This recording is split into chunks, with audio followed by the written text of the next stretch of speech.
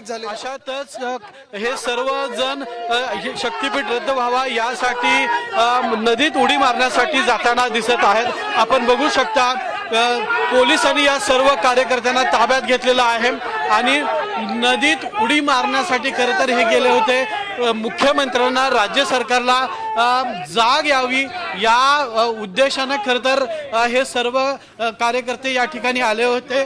जिल्हाध्यक्ष आहेत पवार साहेब, काय करणार होता तुम्ही, काय करणार होता, कशासाठी? अहो शक्तीपीठ आम्हाला गरज नसताना आमच्यावरती लादा लागलेले आहेत आणि हे सरकार गेलं 1.5 वर्ष आमचं ऐकत नाही। आम्हाला आता जगायचंच नाही, कारण आम्हाला आमच्याजवळ पिकवायला जर शेती नसेल तर भविष्यात आम्ही खायचं काय?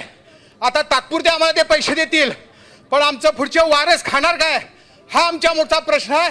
त्यामुळे आमची कुळी आता आम्हाला वाढवायचीच नाही, आम्हाला आत्महत्या करून जीव द्यायचा आहे, हेच मला आता सरकारला सांगायचं आहे। पंचगंगेमध्ये उडी मारण्यासाठी आलाय तुम्ही खरं तर? होय, कारण आज रस्ता रोको आम्ही केला होता, सरकार आमची दखल घ्यायला तयार नाही आणि जर असं होत असेल तर आम्हाला जगण्यात काय अर्थ आहे?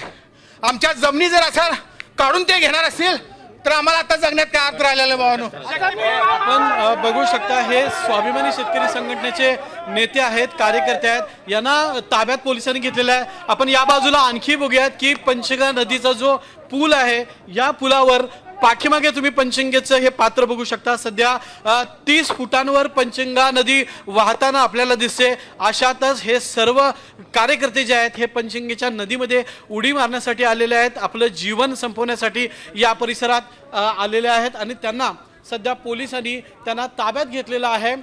मोठं या ठिकाणी एक वेगळं आंदोलन करण्यात येणार होतं। वाहत्या पाण्यात पंचगंगेच्या नदीमध्ये उडी मारून आपला राग व्यक्त करण्यात येणार होता। रणजित हे आंदोलन नेमकं कुठे सुरू आहे ती दृश्य आपल्या प्रेक्षकांना दाखवा। काय नेमकं आंदोलन कशा पद्धतीनं या सगळ्या शेतकऱ्यांकडून केलं जातंय, कितपत विरोध केला जातोय?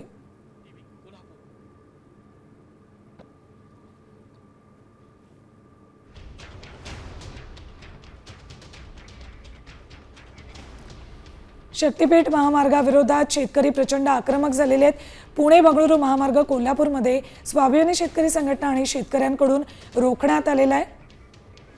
आता isakal.com आहे देशातील नंबर 1 ची मराठी न्यूज वेबसाईट। प्रत्येक अपडेटसाठी isakal.com ला नक्की भेट द्या।